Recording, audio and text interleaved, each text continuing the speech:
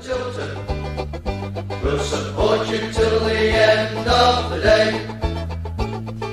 We're so happy following the blues.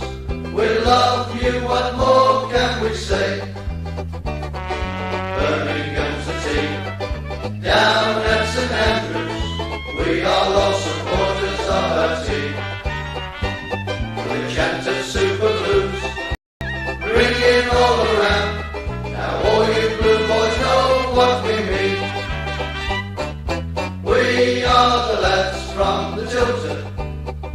We'll support you till the end of the day. We're so happy following the blues. We love you, what more can we say? Let's hear you in the pub, singing our song, helping and sharing the load. It's worth the point at home when we sing together. We're there at the end of the road. We are the lads from the Tilton. We'll support you till the end of the day. We're so happy following the blues. We love you, what more can we say? We have a team that's tops here at St Andrews. They're gonna give us what we're longing for. It's Birmingham forever, let's hear it from the stand. So come on city, sing this song once more. We are the lads from the Tilton. We'll support you till the end of the day. We're so happy following the blues. We love you, what more can we say? We are the lads from the Tilton. We'll support you till the end. Well, good evening everybody and welcome to the Tilton Talk Show 2023. Our 13th year doing this. We must be crazy. Absolutely crazy. No Nick at the moment. He's having trouble logging on. Hopefully he'll join us during the show. So welcome to Alan Watton.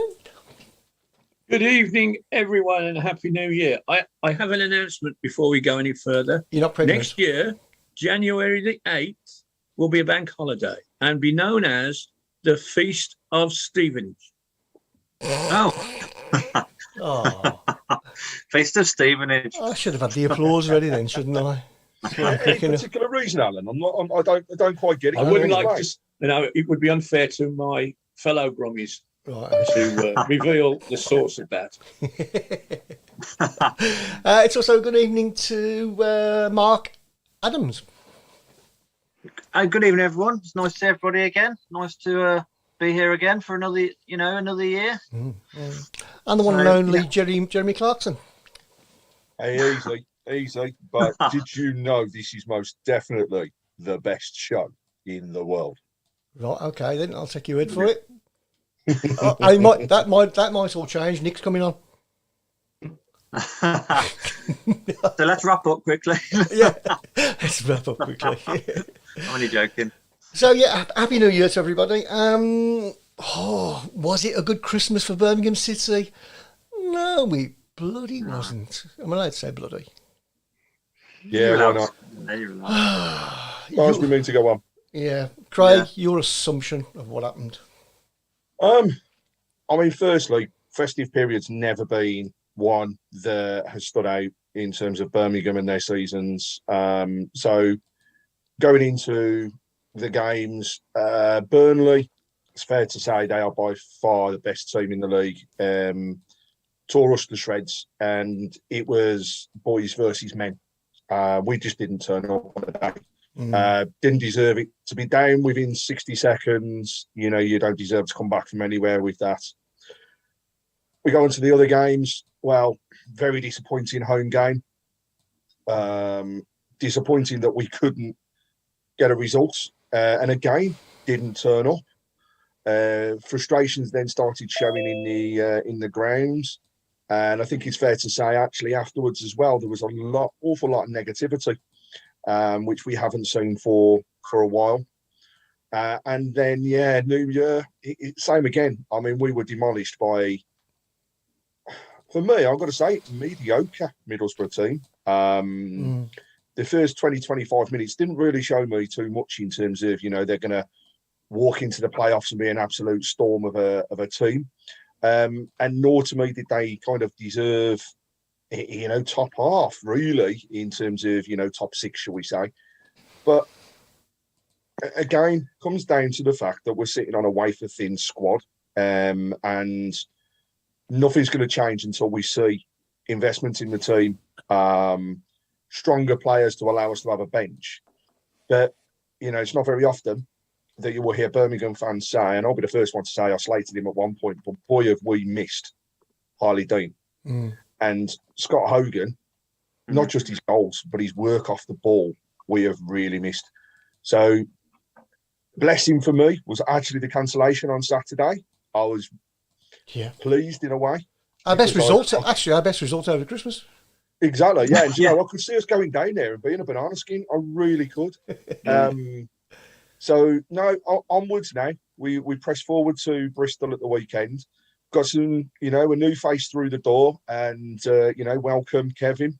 I think he's got a point to prove, and hopefully a few more faces over the line in the near future as well. And welcome to 2023 to the one and only Nick Small. You're on it. Greetings, team. How are we? We're all good. Okay, how are you? Good season to you all. And greetings. to all one of our listeners and viewers out there. Awfully sorry, having some technical issues with Zoom here. It just keeps saying it's not supported on my browser. It might kick me off after 40 minutes. If it does, I won't be able to come back on, so apologies for that. Okay, so the Christmas season saw no wins out of 9 possible points, and a cancelled game which has now been rescheduled. I think Tuesday the 17th, is it? 17th, yeah. 17th, yeah. Tuesday the 17th. Well done to Birmingham City Football Club for putting complimentary travel on for everybody that's going back down there. And obviously, just go down, make some noise and be safe. That's the main thing. What a horrible, horrible 3 weeks it's been in football. We've lost Pele. We've lost David Gold. Yeah. We lost that young lad who was mercilessly murdered. Crazy. Ex-Birmingham City youth player. And Gianluca Vialli as well. Yeah. Crazy. Not the way we wanted to start the year off, but, we've got to be bright. How's Alan? I'm good, mate. I'm good. Top man. And Chris Browne, how are you, mate? Yeah, I'm good. I'm very good. Thank you very much. Good. Mr. Fixer? I'm surviving, Nick. I'm surviving. Top man. When are you back on Radio West Midlands again? I was on the other night, actually, and I've been on over the festive Yeah, I can't get it up. No. Unfortunately. And Mark, how are you, buddy? I'm all right, Nick. How are you? Do you have a nice Christmas? Do you know what? I'm not gonna lie, ladies and gentlemen, boys and girls. I was as sick as a dog earlier. Sick as a dog. Yeah. Walking on the floor. Hopefully the cat will be making her weekly appearance shortly. Don't know where she is. Yeah. Right. So there has been some progress on the football stadium, and thank the club again for letting us know what is going on. Nothing is now going to happen until close season, when hopefully they can get an army of people in there and get it sorted out once and for all, and get the place back to how it should be again. It's just really sad to see it, isn't it? It is, yeah. Great news that Tony Hemmings is getting an awful lot better than he was. Keep up the good work, Tony, and don't worry, Tracy, you keep looking after him. Every time he rings that little bell, a cup of tea. What did Santa bring you then, Craig? Oh, well, alcohol, some nice blues. Has he got license to carry that around in his sleigh? Well, personally, I was a bit concerned because when I opened the bottle, it was half empty, so I don't know what he'd been doing on the way. But no, Christmas was nice, nice with the family. Bit of relaxation and downtime as well from work, so well needed. But just that period very strange. I will say, Boxing Day, no football, hated it. You know, please, Blues, don't let that happen again. Yeah. There's quite a few people been ill apparently as well, so you're not alone. I've had a bit of a chest infection as well for the last. Sorry, I can't hear much. I'm only on the iPhone. I'm just saying, quite a few people have been ill over Christmas. Nick, quite a few people. That blue bug and COVID and one thing and another's decimated people, isn't it? Yeah. Yes. Yeah. Happy New Year, says Brenda. Anyway, here we go. Good comments on the shape box as well already. Just saying, and I think actually it's worth putting it out there. You know, since the investment failed to go through, we've gone into that cloud of negativity again, that was showing, I think, in the frustration of the fans. You know, for the first time in a very long time, I heard the negative songs around the board. You see the posts around various things around BHSL. And, at the end of the day, they have also made their announcement now that we are not for sale. And we all, I think, agreed with that to start off with. It's about investment rather than sale at this present moment. And Mr. Browne, you're in trouble. So it's as we move forwards, I think this is the next step now. It's get the investment into the club. Let's see, push on as much as we can with the squad that we've got at the moment. Let's hope we don't lose people throughout this window. Stop listening to rumours. Rumours are rumours. For me, until something is official out of the club, it means absolutely nothing. That includes players, because the more we as fans spread negativity or rumours around the players, that gets to them. That they hear, they see that, and instead of being negative, we need to support them through a really, really tough time. You see, back in our day, Craig, we didn't have the social networks, So the players never really got to know what we thought. No. We shouted on a Saturday or a Tuesday night. That's right. Just had a chalk and slate. It's over the world in a second, isn't it? Craig, Craig, can I ask you a question? Go on. The money that Richardson and Lopez put in, that was to buy shares in the company, Correct. So they are still shareholders, even though they've pulled out of the purchase. No, I don't think so. They're not official shareholders. No. The money they put into the club to help us during that period came from other sources, maybe loans, or something of that sort. But I don't think they officially hold shares in the club in any way, shape, or form at this present moment. It's frustrating because I'd love nothing more than that group to be able to reinvigorate where they were, because they have got further than anybody else ever has. It was close. I think you can sense that in the frustration from Paul Richardson. You haven't really heard too much from Maxi Lopez, but what I can say is, if you follow them still on social media, they're still in and around the Midlands. Maxi Lopez was at the Belfry over festive break and stuff like that. So things could be happening in the background. We don't know. We're not going to be privy to it. But again, I just go back to it. We need investment. We're not for sale. They announced it at the AGM. We are not for sale. I think the words were at the moment. And questions were posed. Daniel Ivory was there. And another party as well was asking questions in and around it. So we wait and see. But I think, we've probably got, when we look at our squad and we look at who we actually own, and that's the key thing for me, we own some fantastic players now. And yes, we've got 5 loans at this present moment. We'll probably see another one come through the door. Be interesting to see who and how that forms with the squad, because obviously we can only have 5 in the squad any time.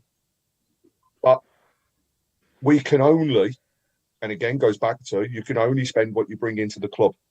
So as fans, as much as there is disappointment, right? We need to be down there to back them. We need to support them as much as we possibly can. Help them get through this rocky period.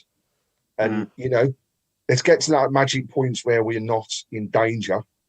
Because, dare I say it, at the moment, we carry on with form, we're in with a relegation fight again.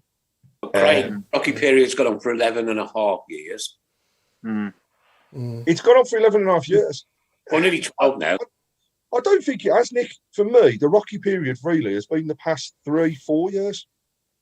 I think prior to that, you know, as much as we didn't like what was going on at the club, we were in a period where we were stable.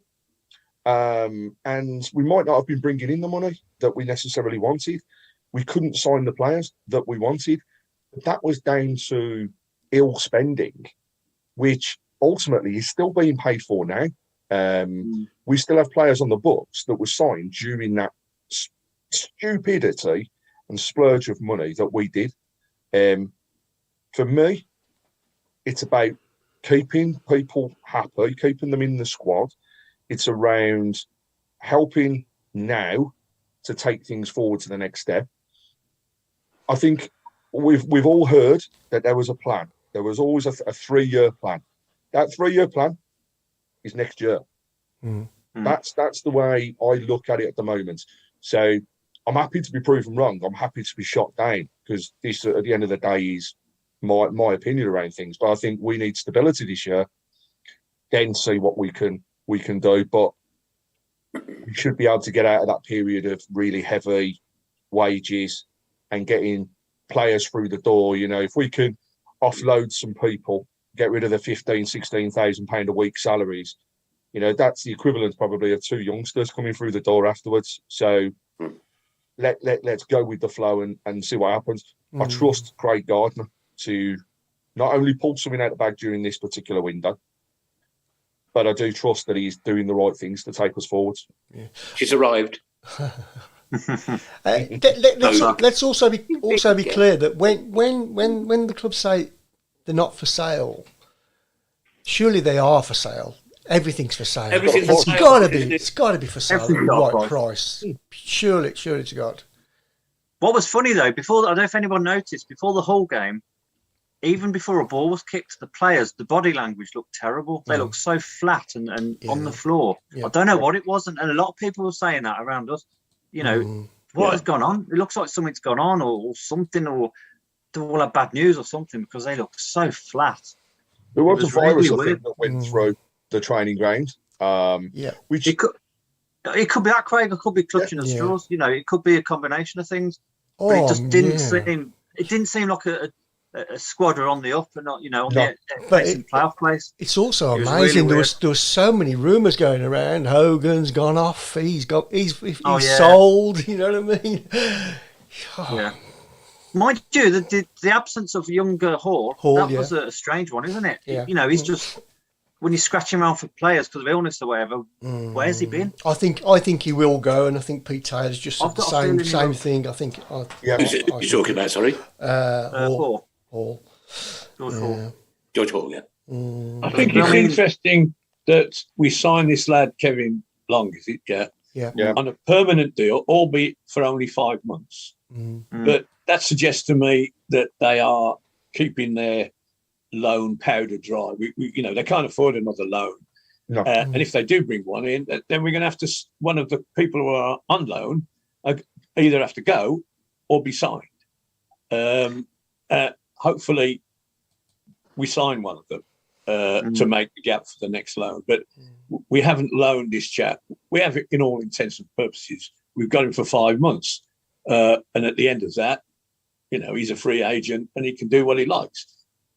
And to be honest, Alan, he looks a decent. I mean, again, some people have been really silly about that signing, saying, "Oh, he's not young," you know, and all the rest of it. He's a good, solid player on paper with international experience. So I don't know what more people want, really. They're sort of players. Tell you what, I want him to be a good, solid player on grass. But whatever happens, we're only committed to each other for 5 months. And if he wants a decent contract to see out his last couple of years as a footballer, he's going to try his guts off, isn't he? And hopefully he succeeds and we find ourselves we've got a decent player. I think it's a good piece of business, actually. Alan, in terms of just that 5-6 months that he signed for, because, like you say, he was out of contract at the end of the season anyhow. That's the reason we class it as a permanent signing to us. He is our player rather than a loan. Right, so that's the first thing. The second one is, if he comes in, proves what he can do, and at the age of 32, he's probably, going to earn himself, I'd say, another 1.5 years, 2 years contract out the club. And a player that's eager, the player that wants to fight and wants to continue his career, is actually the type of player we want in our team, because they are going to fight for absolutely everything. And his pedigree is good, I agree, Mark. His background's really, really good. He just hasn't, I think he's had the opportunity really over the past few seasons to really take a stamp at what he wanted to do and get himself out there. But let's hope he turns it on for Blues. And you know what? I'll take loads of players on a 6-month contract if they're going to come in and fight for their lives. Of course. At the end of the day, help us stay in the league and win themselves a contract for next year. Well, I mean, I'd look at the Burnley sort of forum just to see what they say about him, and they're all like gutted he's gone. They all really rated him, so it's a decent signing. I think so. And he's again, I like big footballers, and he's a big footballer. He's a big unit, and he'll do. That's virtually enough for me. If he can, anything that comes in our box and he heads it away, that's fine. That's what your job is. Roberts has been that for the past 3 or 4 years, but he's not even our first choice now. We finished up with George Friend playing centre half. Now, in the pecking order of centre halves, if they were all fit, he'd be the 5th or 6th choice. Yeah. And the poor bloke was stuck in, got run ragged, to be fair. Got roasted, and we've had to go and buy another one. So that, go and sign another one. So it's worrying. Obviously, there's rumours about Sanderson. How badly injured are Dean and Roberts? What's happened to Gordon? He's disappeared off the face of the earth. Every time he's mentioned, he's a couple of weeks off. Well, he's been a couple of weeks off for 6 months now. That's not good news, is it? There's a talent that we might never recover from whatever's been wrong with him. So we can't sit and wait for the daisies to grow, can we? We've got to step in and fill that gap. We've done it. Brilliant business. I agree. Changing subject slightly, Dave Ridgway, totally agree with your comment, mate. It's the Friday nights. Friday nights, I am also sick and tired of Friday nights, and now to find the Albion game, I moved to a Friday evening. It's ridiculous. We've got people that work Monday to Friday. They want their weekends where they can go to football. They can't go. Season ticket holders who have purchased seats can't go. We've had rail strikes at the same time as a Friday night game. We look at when this is penciled in for the Albion, looking likely based on what I've heard that there could be strikes in and around that time again. It doesn't help us as a club. And whilst I know they get money from the TV revenue, it's about bums on seats. We can't get youngsters interested in the game through watching it on television. They need to be there. They need to be experienced that moment of walking into the stadium. As I saw with quite a few kids over the festive break, going to their first games. But it's absolutely ridiculous. And, we know people from the club listen to the show. So please, just asking, as a season ticket holder, many years, and for all those other fans that are out there, please try and stop these games. Let's get back to Saturday. I'm guessing now, Craig, that money talks, doesn't it? You know what I mean? Sky apparently also have it as part of their contract, and I think it's the Sky League, it's Sky TV. they're a powerhouse. You know, everybody talks about the money in the Premier League. Well, actually, money talks in every league by the sounds of it at the moment. So it does. When was the last time we was on this many times? I mean, that's the other question. You look back over the records. We're not on TV that often, really, and Sky just love us at the moment. Because they're guaranteed goals, aren't they? Just the wrong end. I hope they don't love us for the wrong reason. They're waiting for a pitch invasion or something. I don't know. I apologise. I've got an apology to make about a spelling error I made on Facebook yesterday. Go on. Good King Wenceslas last looked out on the Beast of Stevenage. Oh, yeah. Nick, do you know what? We don't waste our energy on B6, No, I'm actually bored of it all. I apologise for my grammatical error. As much as it was highly amusing. It was, It was highly amusing. It was pleasant to see, but yeah. I said the same to my this woman I know, Mrs. Edge, and her husband Stephen. The the writings. I mean, yes, we all enjoyed that. Thank you. But okay, I'm thinking, I hope we don't make the same silly mistakes. Yeah. This is why I've kept quiet, because we're gonna get whopped, aren't we? We're going to get mullered. You know, we need it. We've only got 13 fit players, to be fair, who are qualified to be, you know, in our first team. Only got 13 at the moment, and we can't leave good players out and put people who shouldn't be in the squad into play, because that's not fair to them. It's not fair to the paying public. You know, why should we've sold every ticket? They've sold every ticket. When it's played, it'll be a packed house, and we send a team of kids. I mean, I remember going to Portsmouth from here. To see Bellingham, right? Yeah, I wouldn't have gone otherwise. And because they announced it's Bellingham's debut, and I went down there, got a ticket outside the gate, sat in the Portsmouth stand, and I'm excited. And then they announced our team, and I'm going, well, Bellingham was nearly the oldest in the side, apart from the goalkeeper, and we got absolutely drubbed. Portsmouth put out their they sensed the kill. You know, they put out their they needed to win. They needed to win. They'd lost on the Saturday. They put their best side out and spanked us. Right, and that's what we should be doing. At Forest Green, and because we can't turn away good money. That's the other thing. You know, we'll get television rights at Blackburn. I know it's a crap draw. But give it our best shots. You know, we might get a home game at St Andrews on a Saturday afternoon one day. Too many warm balls in that pot, mate, to be honest with you. It's too many warm balls. It's a lot of money, though. Allegedly, Sorry, Nick. Go on. I was going to say that cup draw was so uninspiring. Yeah, you're hoping, just for once, let us have Man United or something, or trip to Spurs or something. I know we had Man City the other year, but when Blackburn came out, well... But Man City was played behind closed doors. That's what I mean. Behind closed doors, typical. But that was the most boring tie.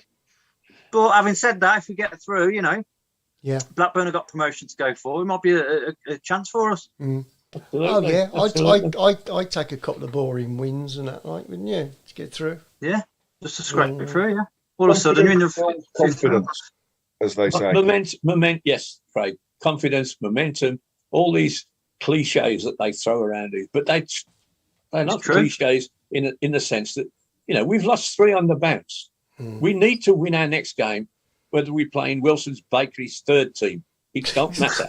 We've got to win. We need to win. Stop the rot. And it doesn't matter who we're playing. Now we're going to be playing Bristol City. Hopefully we can get a slightly better squad out on Saturday than we would have done had we played this game. But then we've got to play them on Tuesday. We have, decent record there as well. We have, and another sellout away following as well, which is absolutely incredible, really, isn't it?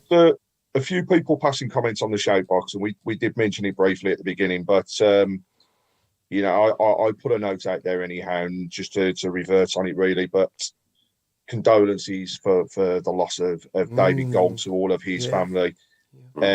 The fans of West Ham, we don't say that very often, but they are a club similar to ourselves that ultimately Mr. Sullivan and the Golds went in and helped to support. And I think David Gold, as a chairman and involvement in our club, was massively involved in our upturn.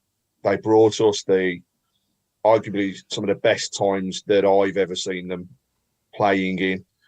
And yes, whilst there was a cloud over the sale of the club, as they did, he wanted to stay. David Gold had, for me, our club at heart, and he's going to be a sad loss. He was massive for us.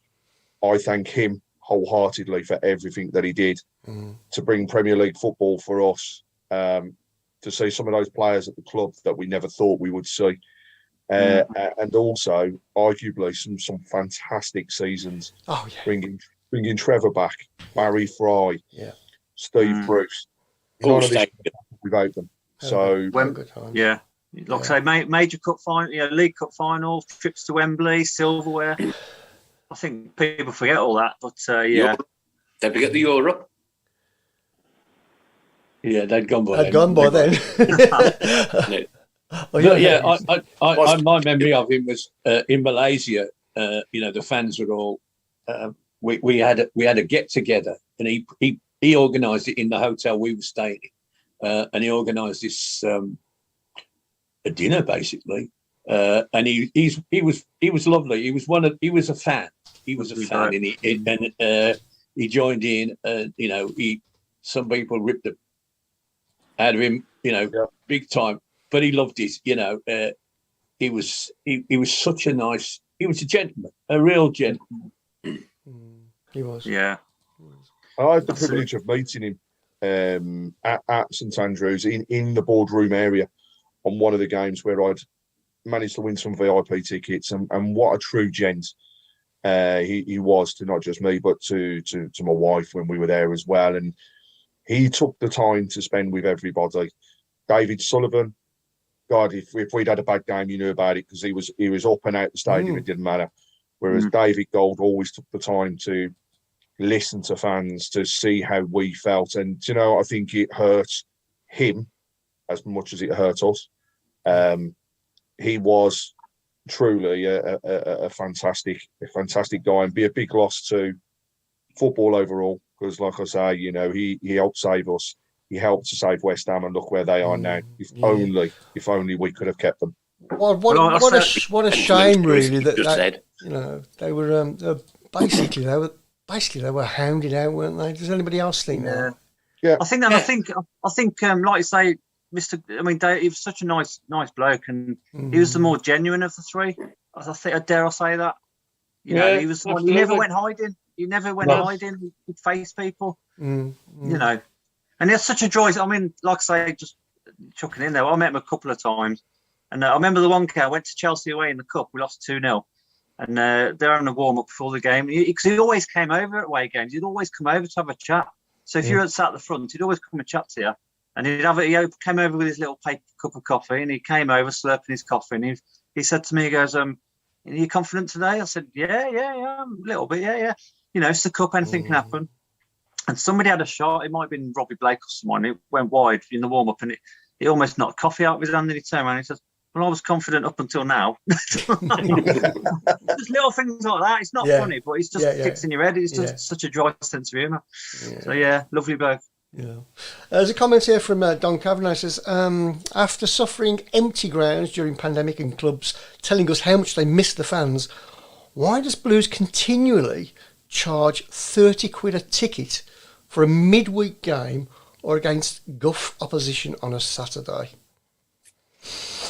Can I be really controversial? I want you to. That's what it's all about. Sometimes we do drop the prices to very good levels, and we still can't sell out.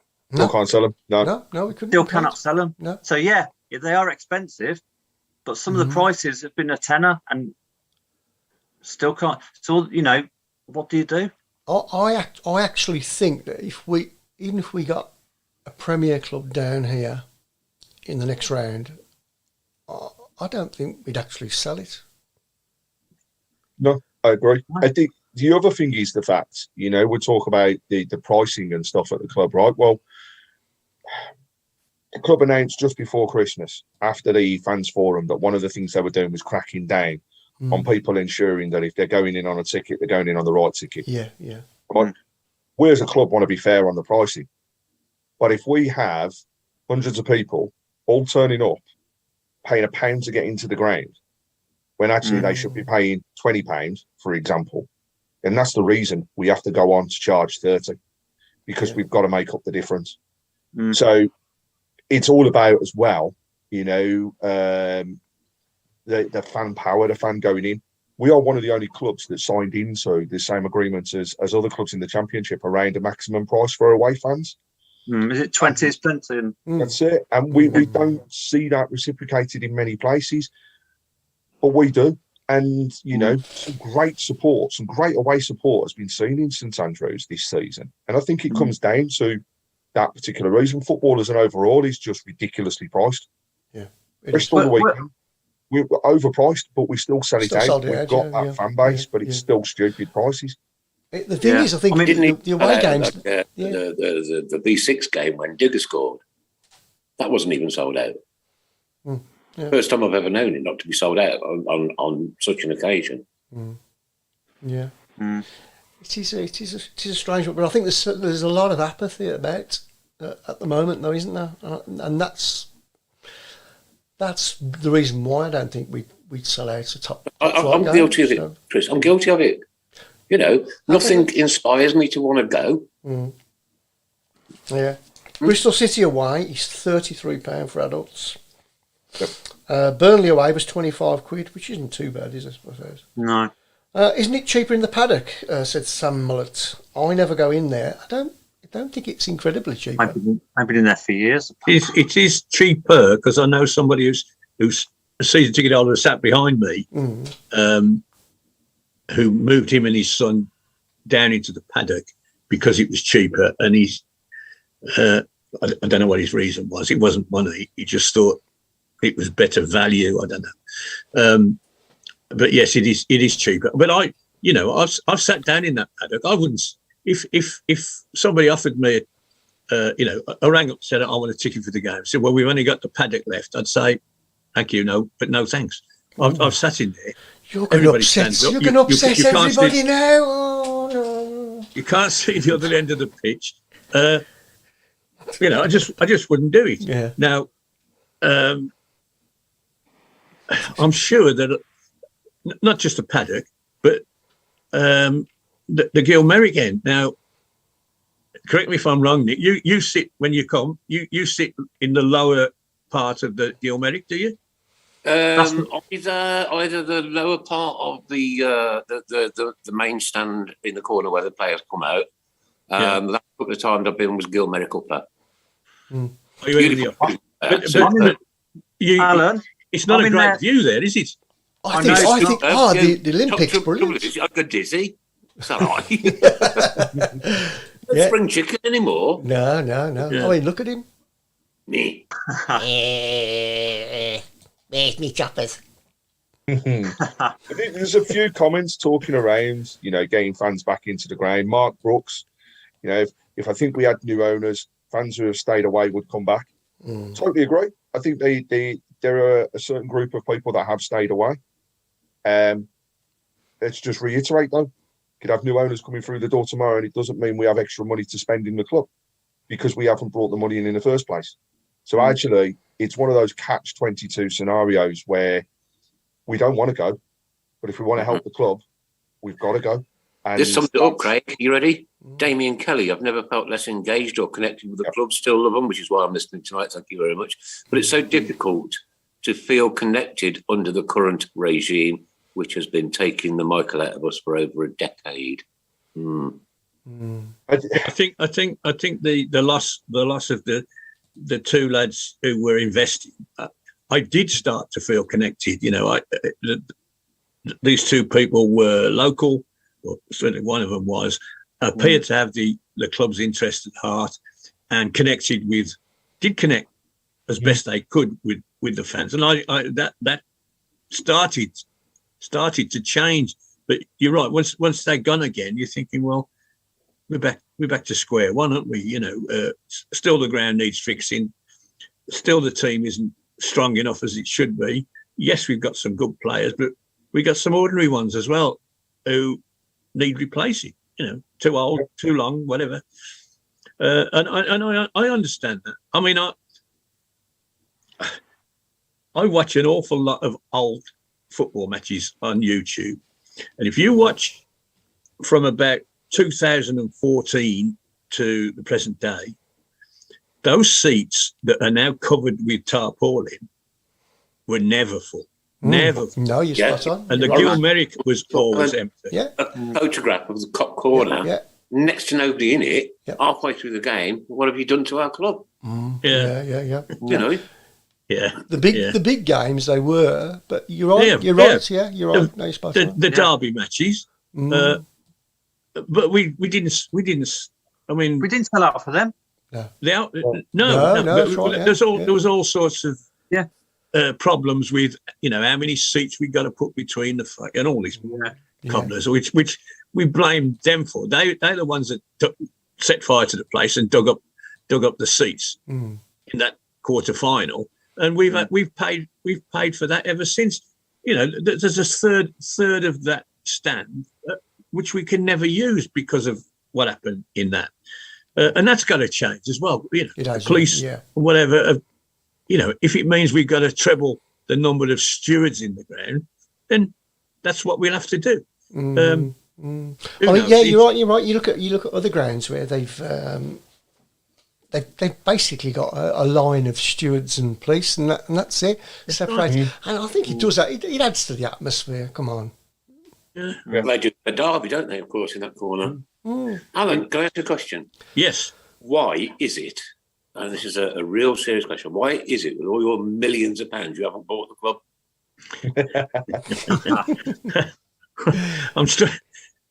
I'm struggling to buy a season ticket now. I don't know about buying the club. Let's put it another way, Alan. If you did have millions upon millions, would you buy the club? Absolutely. Would you? I'd buy it, but it would have to be. Of course I would. And you know, as David Sullivan once, well, he said the opposite. You know, I'm not spending my kids' inheritance on this football club. Well, I would. You know, and my two kids can fly. You know, bad luck. Yeah. I'm putting all my money into this, and I'll die happy. Whatever. Let's also make note that David Sullivan's kids are multi-millionaires now. Yeah.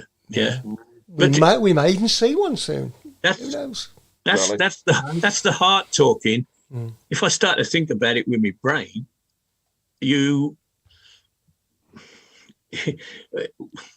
think, well, I'm of an age now. If I suddenly had millions, I wouldn't be able to spend it anyway. So I might as well do it. If I was in my 40s, and we're looking at, I think, hang on a minute, no, I don't like what these Chinese people are doing, and I don't know how to deal with them, and they don't know how to deal with me, and you know the ground's falling down, and etc.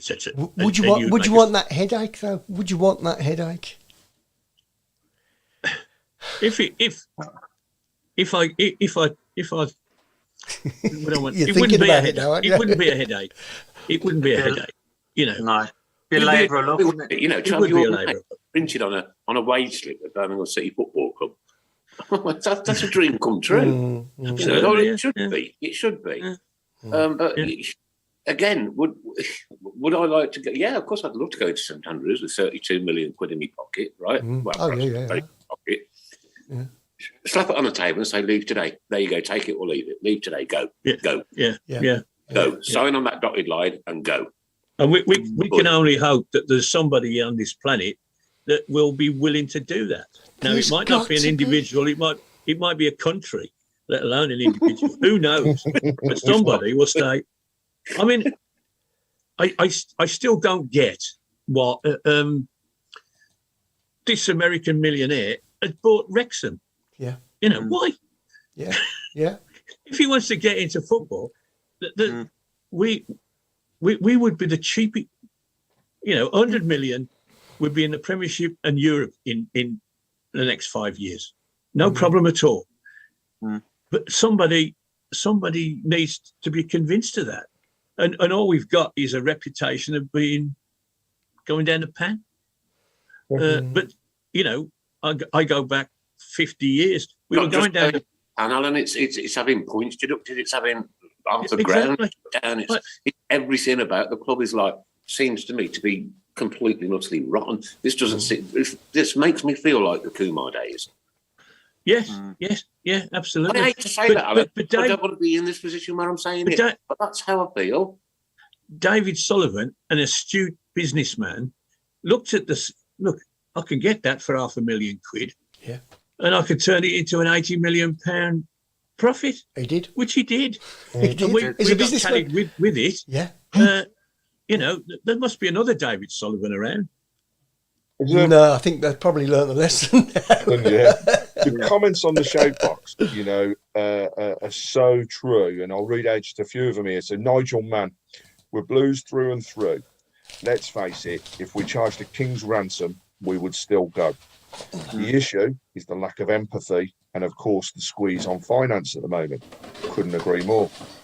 Steve Portman, the disconnect came from the investment when they pulled out, but it was already feeling deflated because of the World Cup break.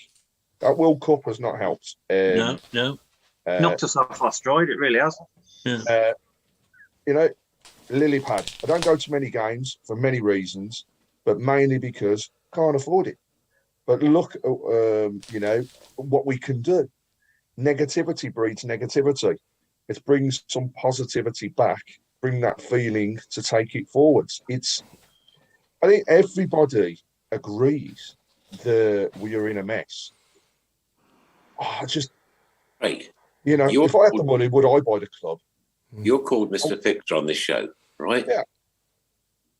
Birmingham City Football Club is completely and utterly broken. Right? They've taken the burgers away from outside, put in street food. What's all that's that? Not Blues, Nick. Let's go back to that's not the Blues. I know. I'm saying the whole scenario, right? The outside of the football stadium is just a filthy, dirty disgrace all the way around it. Yeah, down to Birmingham Council again, right? I'm just frustrated. I agree with Jason Hughes that the biggest factor in people's lack of going is cost. Because if you're a fan, and we've been through it, we've been through a lot lower times than what we are seeing now. Kumar days for me, that was total and utter rock bottom. Craig. So, here you go. I'm going to give you £500 million tomorrow. That's very kind of you, Chris. Can I join in? What are you going to do this weekend? Yeah. What are you going to do? I would sit there. I know what he's going to do. He's off to the whole about it. I'd have a box at Bristol. Yeah, I'd have a box there, and I'd be. No, I wouldn't want to sit though. This is the thing. I wouldn't want to sit in a box. I'm a fan. I want to be out there with the fans, right? I want to hear what the fans want and work on that. If you're a businessman coming in, like what's happened at Wrexham, and I think what they have done has been fantastic. Yeah. But what they've done is they've turned Wrexham, not a football club, but they've turned the community. They've got everybody involved, right? We need that at St Andrews as well. Yeah, we almost had it a few years ago, didn't we? We did. We were built. Get it with Davo and what was her name? Fair. Yeah. Brilliant. Communication was wonderful. Lovely. I think things could get back to how they were as well, because there's still some absolute fantastic stuff that the club do. But unfortunately, it's not the Chinese way. They are actually more family orientated than I think we all realise. But they've lost their family. Their family are the fans. They've lost the fans. It would take an absolute miracle to get them back. The owners know that it doesn't matter at the moment what they do. They've got to go. They could invest tens of millions of pounds into us as a club, and as fans, we're still not going to be happy because of what's happened over the past years. And what they needed to do now is they need to go, but they need to go with the right people coming through the door. You know, I don't want some half-cuff £1 million man coming in and going, I'll buy you for £1 because I'm just going to get rid of your debts. Not interested in that. I want somebody that's going to come through the door, invest in the club, have the love for the club. Yeah. So you're looking at really starting at the bottom, getting the basics right. Really, it's a bit like Stoke up here. Yeah. You know, richest owners in the country can't spend a penny. Yeah. Yeah. But we definitely need to do something about the ground. I'm not being funny, right? We all work for different businesses. Now, if the business that I work for put in a gold brake roller because they wanted a gold brake roller tester, then so be it. You can spend what you want in your own business. Surely can't help. Why is football so restricted? Apart from the Manchesters, Chelsea's, Arsenal's, Tottenham's, etc. I know. And Sam Mullet, great pointer.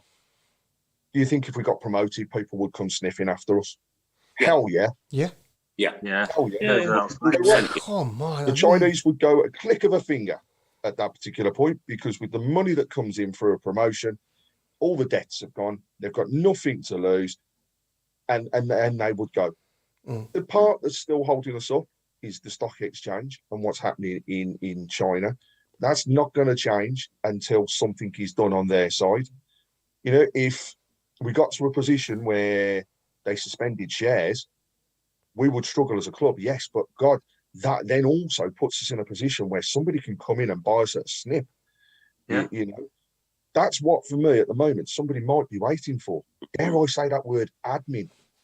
Actually, Steve Portman's made a really good point here as well. He said somebody needs to buy BHSL, and that's the only way we're going to crawl out of this.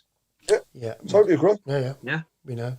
Totally agree. That's why you don't need a millionaire or a multi-millionaire. You need a multi-billionaire. Billionaire. Oh, yeah. Yeah. Put the questions out to our viewers. All right. Admin, yes or no? At this current stage, would you take admin to get rid of them? What's the points deduction for that? 9, is it? 10 points. 30. Up to 30, isn't it? Oh, come on, it's start again. It's start again time. Hey! It'll be start again time. There are a lot of fans that really can only see that way. What would admin involve, though? Going into administration. Who puts you into administration? Is it the owners? The administrators. Lack of funds. So what they're saying is let's assume it's like this place here. If I don't pay my bills on time, I'll get evicted. Yeah. Mm-hmm. Is it kind of like that? No, the administrators stave off bankruptcy basically by putting the club into administration, so it can continue functioning. Right. But basically, it's bankrupt. It's bankrupt, and whatever's left is then divvied out. I know this from experience because I've had a few companies go bump on me, and after a few years, I'll probably get a tiny percentage of what was owed, and that's in a nutshell what happens.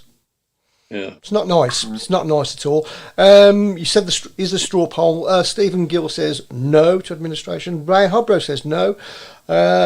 Roy Howard says yes. Paul McCarthy says yes. Mark says depends. Steve Portman says no. Admin never. No says Brenda Browne, and Pete Taylor says I'm going no on this one. Tim Faraday says yes to admin. We have to cut the foliage back to grow. So it's basically saying we need to start again. But please read that one out from Steve Portman again. And Steve, really, really, really good reply there. There is no guarantee. There's no guarantee of a return after administration. Yeah. That's the worry, isn't it? The other question: would you take an owner like what Newcastle have got with all of what happened? Look what Newcastle have done. Look at the when those people took over with the way that the consortium ran out of Saudi Arabia, the backlash of their human rights and everything else. But now look at Newcastle, you know. Yeah. So somebody said to me, if there was a rich Saudi person that wanted to come and buy the Blues, would I accept it? Don't get me wrong. Yeah. As a father of two girls, by married as well, you'd hate to think of what happens to women and different people out in Saudi Arabia. But if they were coming to save my club, I'll back them to the hill. Yeah. Let's be honest. There are probably consortiums of ISIS, that we'd probably take. You know what I mean? That's what football fans are like. You know what I mean? Is ISIS a river in Oxfordshire? Of course it is. Yeah, it is. Yeah. But no, starting. So we need some revenue streams. We do. Oh. Hey. Yeah. So not the last 15 yet, Nick. Come on, take it easy. Yeah. So starting again. There are a lot of people that don't really understand what it means to go into administration. They think that's going to be the end all of everything. We'll be great. Let's go into administration. Everything will be fantastic. Fine. We'll start again.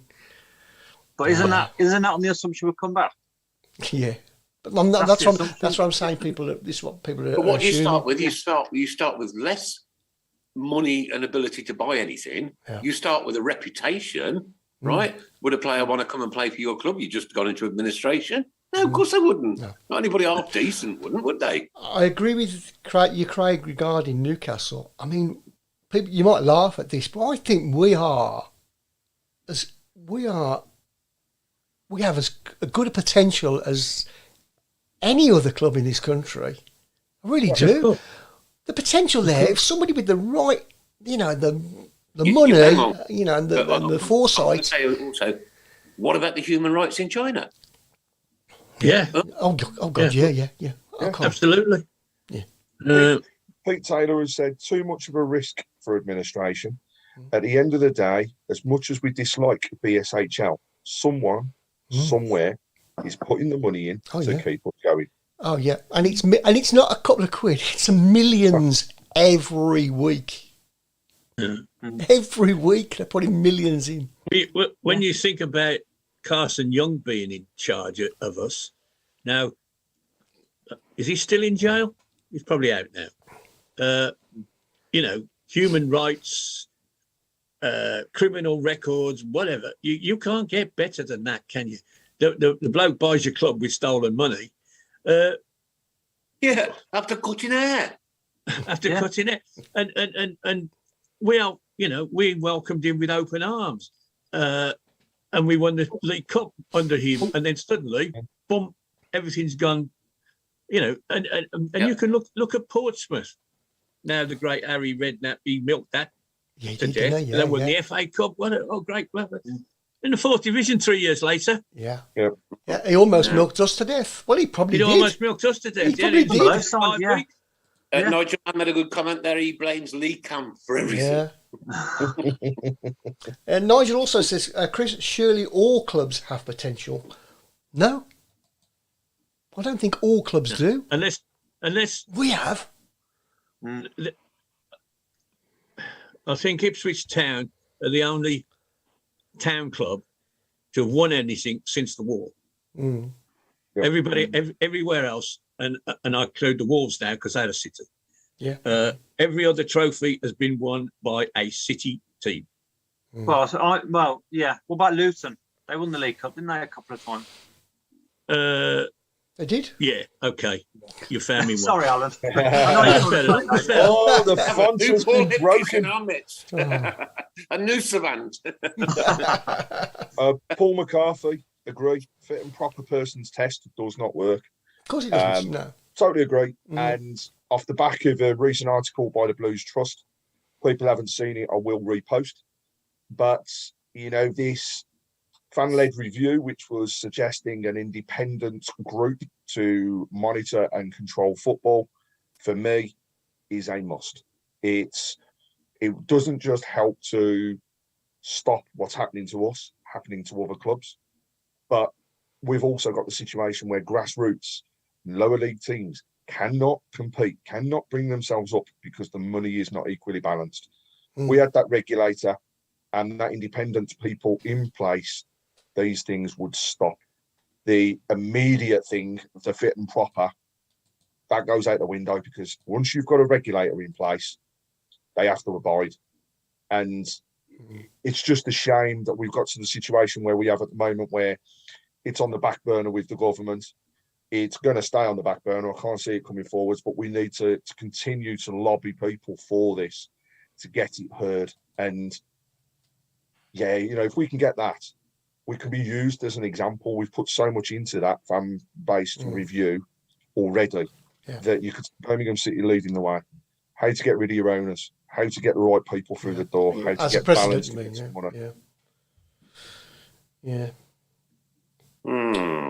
Difficult one. It's a mess, isn't it? It's a shame. And you know what we it's should a shame, be talking really. about, ladies and gents, girls and boys? We should be talking about 3 wins on the bounce, being right up there in the playoffs. But you know what? We're not. Yeah. No, but can I add some positivity? Yeah. Birmingham ladies, well done. Fantastic result in the 4-0, FA Cup. Yeah. 4-0 result yesterday against the team that have been playing very well and had a decent unbeaten record coming into it. Darren has made also a couple of great signings over the past couple of days, especially the latest one through the door, because she is Birmingham through and through. So it's superb to see the people coming back. Now to push to get ourselves back into that Women's Super League. And, if you can't get down to the Blues men's games because costs are tight, come and support the women. It's Sundays down at St Andrews. Yes, it's the main stand, but for some games are a £5, some are £1 for the kids, £7 if not. I think it's the maximum. Get there, support them, and let's back Darren and his team to get them promoted. Very well said. Mark, I've got a question for you now. Can we have a 3-week Hannibal review from Nigel Mann? 3-week Hannibal review. Oh yeah, it's a biggie. It's a biggie. Just to challenge you, Mark, we want you to add together the scores you would have given him and give us a total score, and can't count your fingers, all right? Crikey, you have to use Pythagoras' theorem for that, yeah. If it was me, mate, you wouldn't need your fingers. I think you've been awful the last 3 weeks. I think he has. I think I might give it 3 4s. That's 12 out of 30.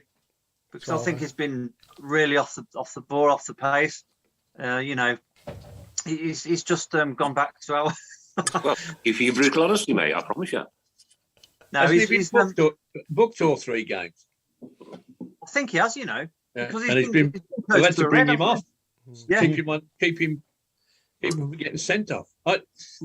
It's one of the things that I've noticed in those 3 games, that our 3 big guns, him, Bielik, and Chung, have not produced since.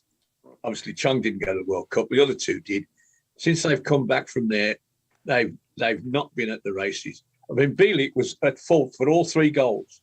I know people could have covered for him, but he gave the ball away 3 times. The first one should have been a foul, but he didn't give the best effort to keep the ball. He just got knocked over, and I'm thinking that's a bit worrying. And same with Hannibal. Really, he's not produced. It's almost like, sorry, Alan. It's almost like the heads have been turned by maybe talking to the rest of the squads at the World Cup. More than they even interested. Are you playing for Birmingham City? I'm playing for Monaco. I get £3 million a day. What are you on? Oh, 1,500 a week. What? Who knows what they've been talking to the rest of the squad. You just don't know. I mean, they do look disinterested at the minute. It's a shame, but I'd be surprised if Hannibal's here next year. Yeah. You know what we can't. The scary thing is, though, we're not in a position. We're not strong enough to actually say, "Hey guys, you're not pulling your weight. Let's drop you for a bit," because we can't do it. Nobody to come in. On that point, it's huge, isn't it? Some scathing comments, and for me, terrible comments for JJ. Right? That kid is learning his trade still. He is still young.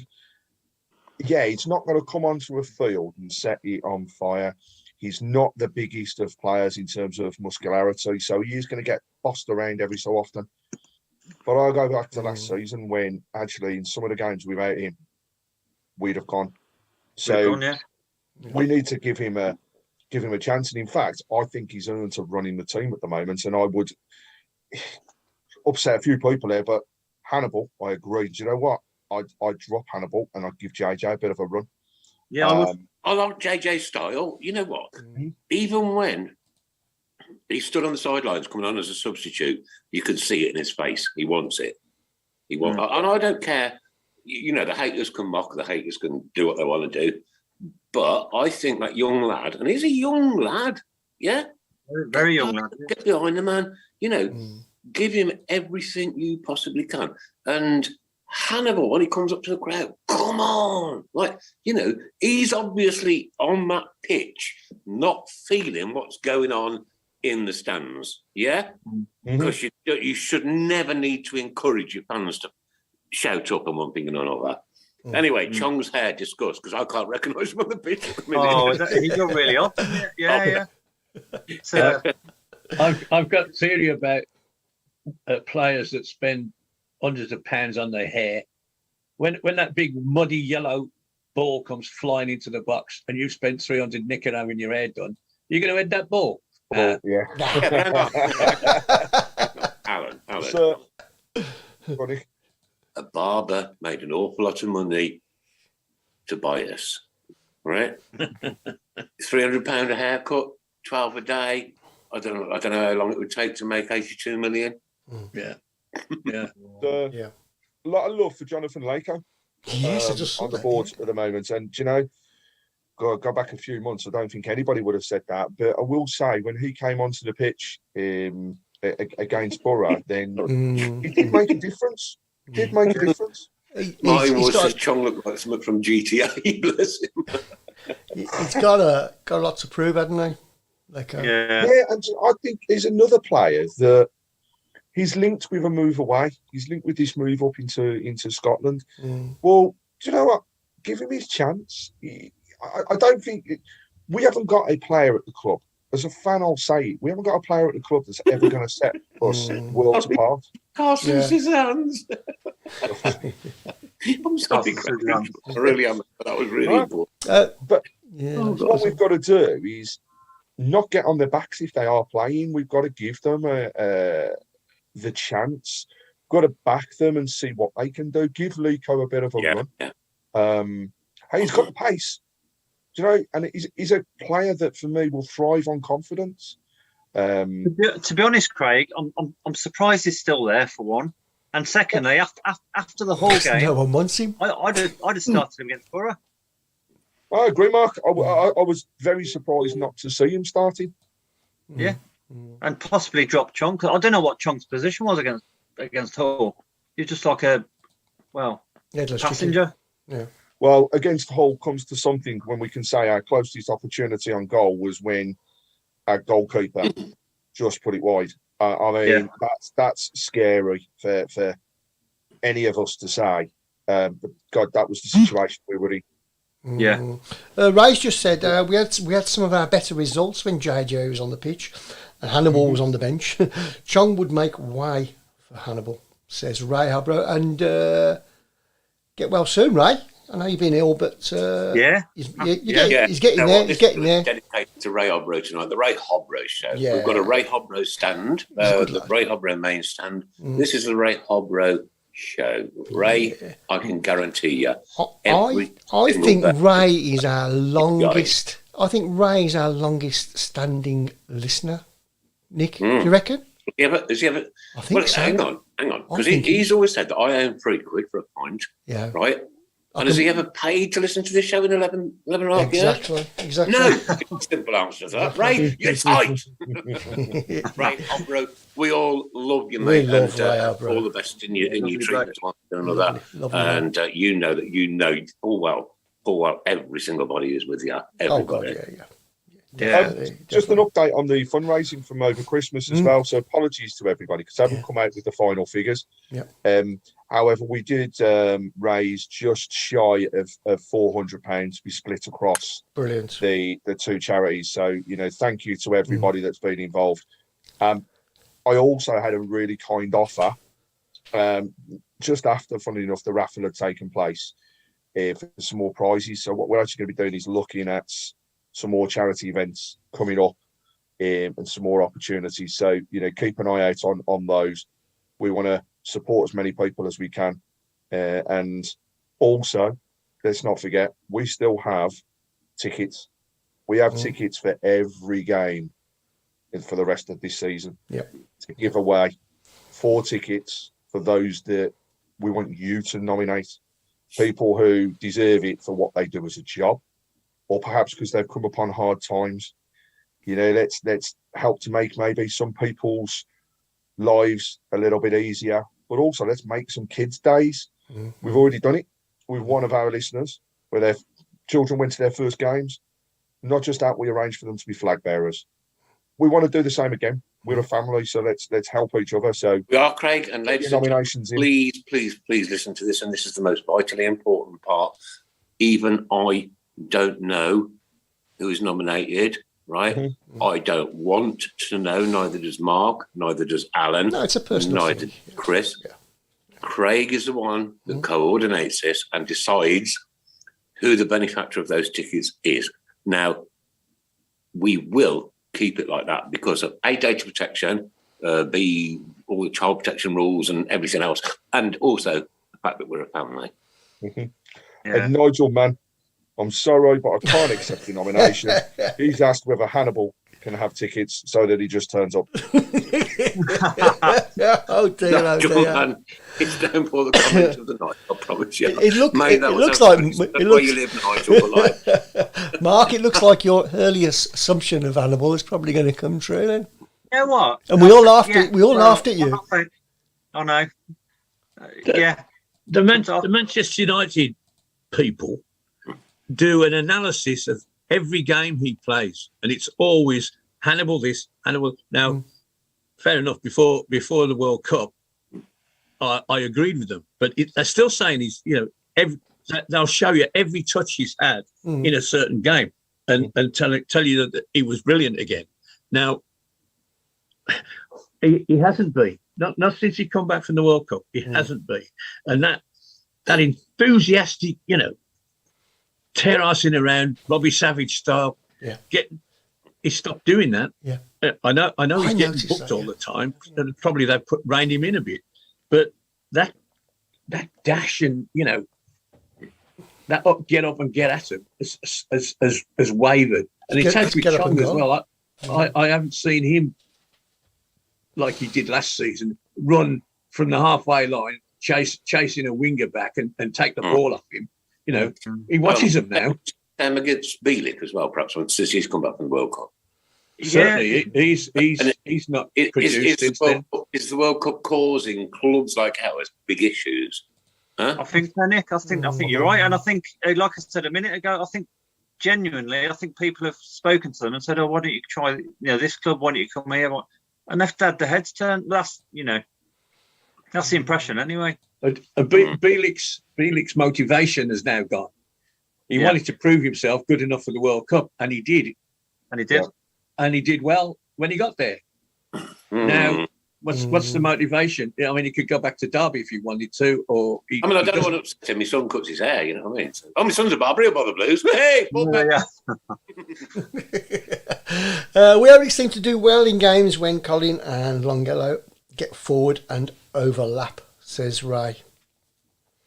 Lily says, Mark Andrew Adams, you're going to have to work your magic on Hannibal. Let him wear your robe. Get him worked up. I don't know what she means by that.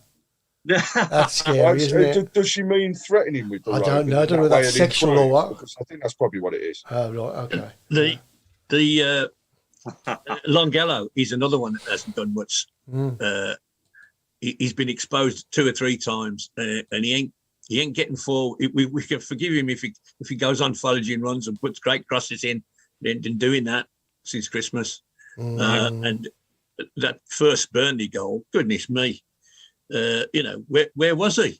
Him and Hannibal were turned inside out for that first goal. And again, in the other 2 matches, he was. Was he not receiving enough support? It's difficult to say, but that left hand side, and don't get me started on our previous half a dozen left backs have all been run ragged from time to time. He's suddenly gone into that category where I was really impressed with him. He was defending well and he was getting forward well. Again, now perhaps people have found him out. Who knows? But who knows? We're talking our key players now who are not producing. Yeah, Bacuna. What's happening? What's Bacuna? happening? Oh well, yeah. He was the saviour. You know, he was the saviour. Yeah. Yeah. It's like going back to the Hull game. You know, a team like Hull, we thought, you know, maybe they put 10 men behind the ball, not much space. Bacuna had space to do something. Yeah. And he did absolutely nothing. I'm still waiting. We're 25 games into the season, and I'm still waiting for Bacuna to take a free kick, which is on target. I mean, I may say on target within 6 foot of the posts. I mean, he's not stretched the keeper once. The Roberts throw-ins, isn't it? I think we scored one off all of them. Yeah. No disrespect. Like, get it in there. We want it in there. There should be 2 or 3 of them. You know, we've got the Chongs, we've got the Hannibals, etc., etc., etc. They all, you know, they should be rotating. You know, we know what's going to, you know. Yeah. The goalkeeper doesn't even have to put his crisps down, does he? I'll go and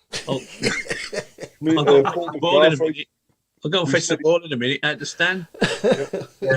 Paul McCarthy, we said it earlier. We don't realise until now how much we're missing Dean. Totally agree. And okay.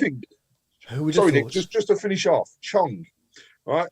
Yeah, he's not playing the best, right? But do you know what we said? And when he scored his first goal, we thought he'd go on an absolute flyer and be heads and tails ahead. He's actually gone backwards. He scored a goal, and he's been worse since. So perhaps we need to go back to the Chong not scoring instead. So, Nick, over to yourself, because I know what you're going to say.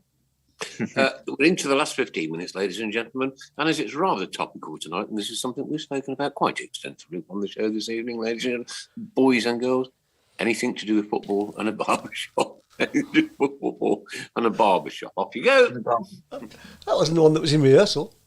No, I was going to say we're in practice. However, we can reuse Paul's suggestion on this one, Nick. So okay. We'll just put out there that Johnny Barnes. Ah, well done.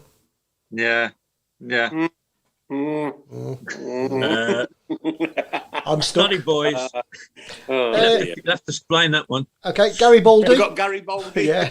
Gary Baldy. Paul Brush. Young Merrick.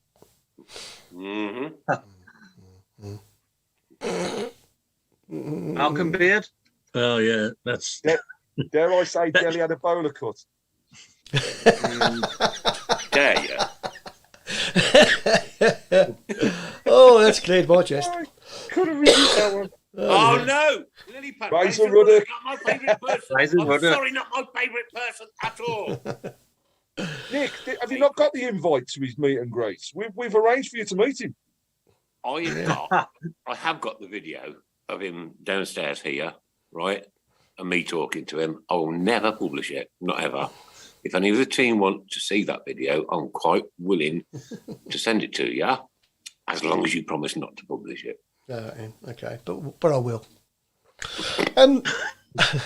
He was awful when he Chris. He was horrible man. Horrible man. He was bigger than both of us, which is why we didn't attack him and smack his ears. He's a huge man, isn't he? He's a huge bloke, isn't he? He's about 6 foot wide. We've got Mark Brooks and Ray Hobrow virtually at the same time came up with short back and handy size. Winner. I like it. Last thing with me. There's Ollie got a shoulder cut. Oh my God. Jelly had a blow and dry. Short back and handy size. A Ricky Chopper.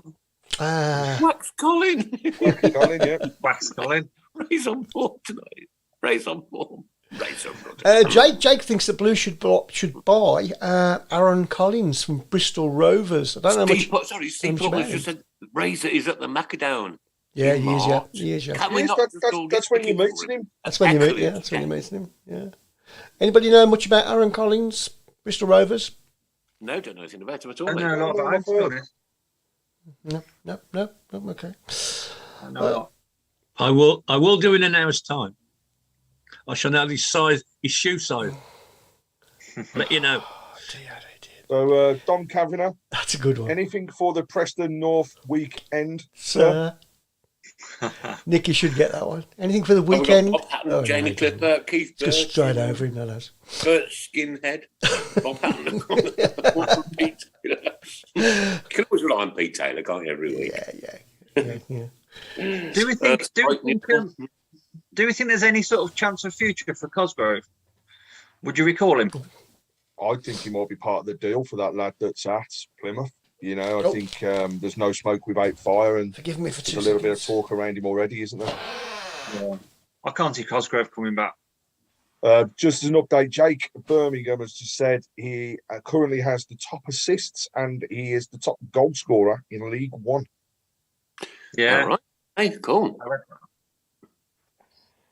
Kieran Dye or Kieran Hairdryer?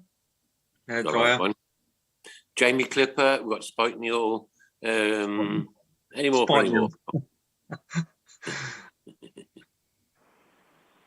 Oh.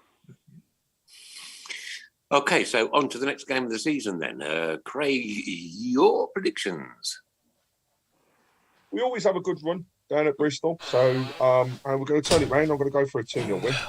2-0 win at Bristol. It's all right, someone move me bucket. I think we'll stop the rot with a point. I think it'll be 2-2. Chair Adams is just coming from Ray. I don't know what are you drinking tonight, Ray? You drinking? Chair Adams. Alan Shear.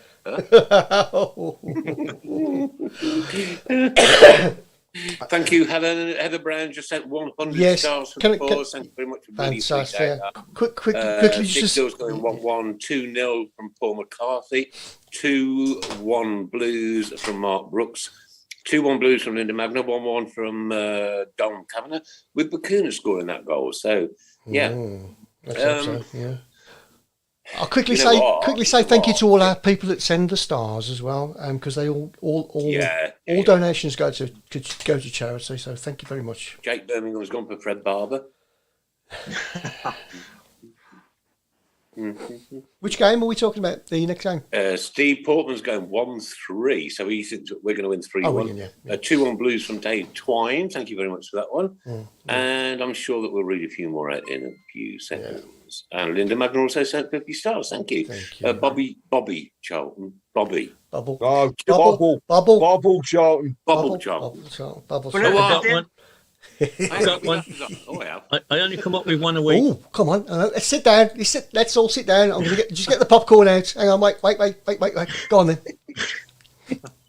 Crew cut Alexander. Hey. Not sure. Well, at the end of the day, we're all Birmingham City.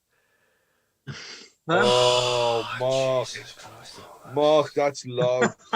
Lily Pad wants a 0-6 Chris just so she can see your body. Oh, no. She's desperate. Oh, sorry about Nigel Mansky will say... We haven't scored for 3 games, so we're due. Yeah, we are, yeah. If we can score 2, we might get a draw. Howard Lane, trim flowers.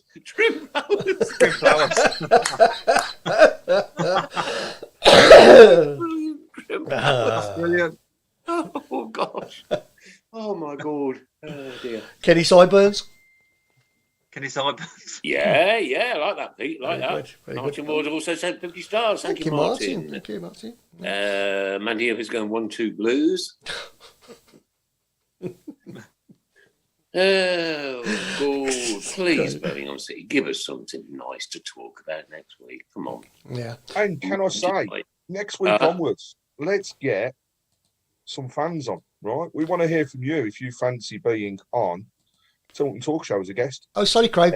We have got one on next week. Hey. Yeah, there you go. Billy Pad's going for Chair and Doy. Yeah. Chair and Doy. I think Mark Meredith is joining us next week. So awesome. Is he? United States. Nice one, Mark. Thanks so much, buddy. We just don't have anything. I suppose. Nigel Mann's won it. What's he up? Nick Spaldspot. Nick Spaldspot. you can rip me once. I don't care. Next week is Lily Pad's birthday. Happy birthday to you. And it's also Pennywood's birthday yesterday. Happy birthday to you for yesterday, Pennywood. And thanks for listening and being part of the Tilton Talk Show. Oh, can I just say it's my dad's birthday on Saturday, just gone. He was 76. So happy birthday, Dad. Happy birthday to you. Happy birthday to you. Happy birthday, Grandad Robe. Happy birthday to you. Tell us about your cloth at the back, your big bath towel thingy as well, Mark. That's part of the Christmas towel. That looks brilliant. It's quite cool, actually. It's a nice blanket, but I've just shoved it up over the window there. Yeah, it's good. Got my name on it. Mark Adams, though. I mean, shouldn't he say Mr. Rowe? You can't see the neighbours, or they can't see you. I'm not a peeping Tom. Well, it's not what we've heard, but there you go. Looks really good. Looks classy. It's nice, isn't it? Yeah, I want one. I'm going to get one. Yeah, let me know where you got that from. Mark Brooks turned 50 last week. Happy birthday to you, my dear boy. Actually, Nick, we haven't wished Mr. Proofer his happy birthday Adam, today. Yeah. So happy birthday, Adam Wilkes. Yeah, happy birthday, Adam. Right. Okay. Watching the Blues game on TV. Looks like older, doesn't it? And I have to get a little bit closer to the TV because I'm getting a little bit older now, ladies and gentlemen. Yeah. You know, because my birthday is on Christmas Day. I don't think I ever mentioned it because I've just had one. And Sharon said to me, "Do you recognise anybody?" And then the camera panned right into Paul Hipkins' face. I said, "Yes, I do." Watching Kojak. Oh, bless you. Good luck, Paul, with everything you do. Thanks for all the time that you spent here at the Tilton Talk Show. Everything was appreciated. He'll be popping on now and again. And you'll never be forgotten. No. Who are you? Yeah. I should have had the ooh ready then, shouldn't I? Mark, can I just wish your father a happy birthday? And as you've turned round and looked at your prize there, you've exposed your bald spot. I was going to say that. And I'm suddenly thinking to myself, I'm old enough to be his dad, and he's got a bald spot. I'm glad you said bald spot. That's for all we know. Good night, Alan. Yeah. No, to be honest, Alan, right, here we go. It's like an old tennis ball. Yeah. I don't think I've got a bald spot. Look at him. All right on that one. I'm not old enough to be your dad, Nick. I'm sorry. Yes, you are. My dad was Ron. He was 76 on Saturday. Bless him. Happy birthday, buddy. And keep right on no matter what. We've got Ray Grooming Parlour. I like that one. What about Keith Curler? Keith Curler, Parting range. No, Lily, I can't say Nicky Block Plugs. Brenda wants me to go to singing lessons. Come on, Brenda. No. Brenda, I'm really disappointed. Got another one. Kieran hairdryer. Oh, hey. Yes. Ooh. I don't get it, but well, there we go. Okay, so the first one of 2023 hasn't been exactly what we wanted, but we've had a lap and a look along the way, ladies and gents, girls and boys, and we'll be back here next Monday to discuss the Bristol game and anything that may or may not have happened at St Andrews and concerning our wonderful football club. Hot and nasal wax job. I'm just looking at that one. Yeah. Rinse and Johnson. Still coming in. I think these probably still come in next Wednesday. Oh, yeah. This has been the Tilton Talk Show, sponsored by Boyle Sports, the principal sponsor of Birmingham City Football Club. Sorry I couldn't join you earlier on, ladies and gents, girls and boys, and it didn't chuck me off after the 40 minutes like it said. No. I might have just put an extra 50 in the meal. From Mark Adams. Good evening, everybody. Have a lovely week. And we'll see you. It's good night, everybody, not good evening. Good evening is when you good night. Good night, everybody. Have a good week. Take two. Take it easy, my mate. See you next soon. Alan Watton. Goodbye, everybody, and Happy New Year. And, for goodness sake, let's get a win. Please. And from Chris Browne. Good evening, and thanks for joining in. Good night, not good evening. Oh, good evening. I'm sorry. Oh, no, we're going to get down to lunch and dinner time thing, aren't we, as well now? And tea. Good night. I love doing this, I really do. I'm from Craig Courtney. Good night, everyone. Thank you very much as well. You actually, as listeners, helped us table into the top 100 podcasts in the UK over the festive break. Without you, we don't get there. So thank you to everyone. Have a great week. And here's the 3 points at the weekend. Craig, we actually got to 37 in the top 100 of the UK football podcast charts. Absolutely fantastic. We're number 1 in Malaysia. and Warrington. And Tunisia. And from me, ladies and gentlemen, girls and boys, good evening. Good night. It's good night from him. Keep right on. It's good night from me. God bless you. Take care. Stay safe. And this is the Ray Hogberg Show.